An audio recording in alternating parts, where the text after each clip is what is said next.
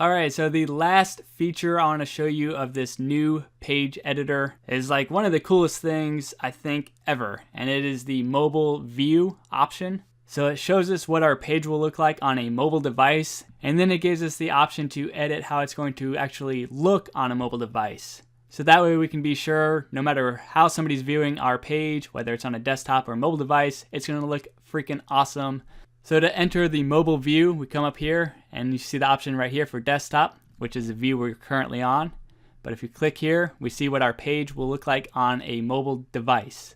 And now let's say that we want to go ahead and change some things. So we're like, oh, this looks way too big on this. We hit the little gear option. And now you see the option here for mobile size. So we can change what it's going to look like on mobile. So maybe 20 sounds better. Yep, I want it all on this one line. So that looks beautiful. We can keep scrolling on down. We're like, oh, everything looks okay still looks okay. And you're like, oh, this button looks a little small. To the little gear option. And we see the option now for mobile size. So let's select it.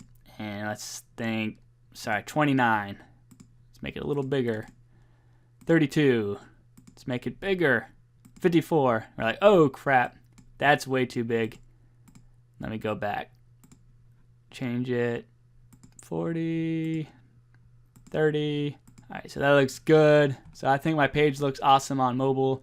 Now, in this particular example, it looks pretty good on mobile just by default because I didn't really do anything too complicated here. So there wasn't really that much to adjust. But sometimes if you have a bunch of buttons on a page or you have a bunch of different elements on a page, looking at them through this mobile view can point out some areas that'll look really weird on a mobile device.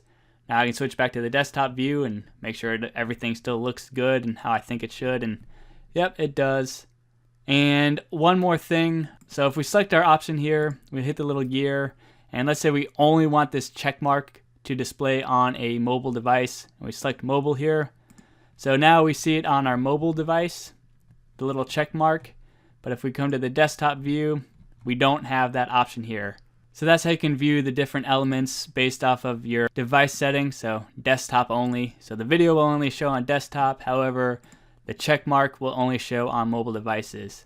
So I just really like this option of switching between desktop and mobile. This is a new feature for the new page editor, and I think it's super helpful and beneficial and really handy. So definitely make use of it as much as possible. And we can even check our pop-up too. So let me show pop-up real quick, and this is what it looks like on a mobile device.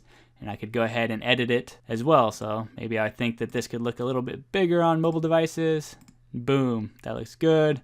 Maybe I want to hide this image on mobile device, so I'll only display it on desktop devices.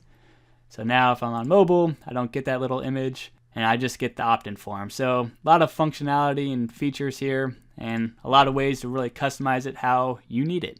And that is the new page builder in a nutshell. Again, the overall concept and principles behind it are the same as the old page editor, and they really try and make it as intuitive as humanly possible. And really, they've done a good job, even though it is a bit buggy at this point in time. They're definitely headed in the right direction, and I look forward to seeing it function at like 99% functionality.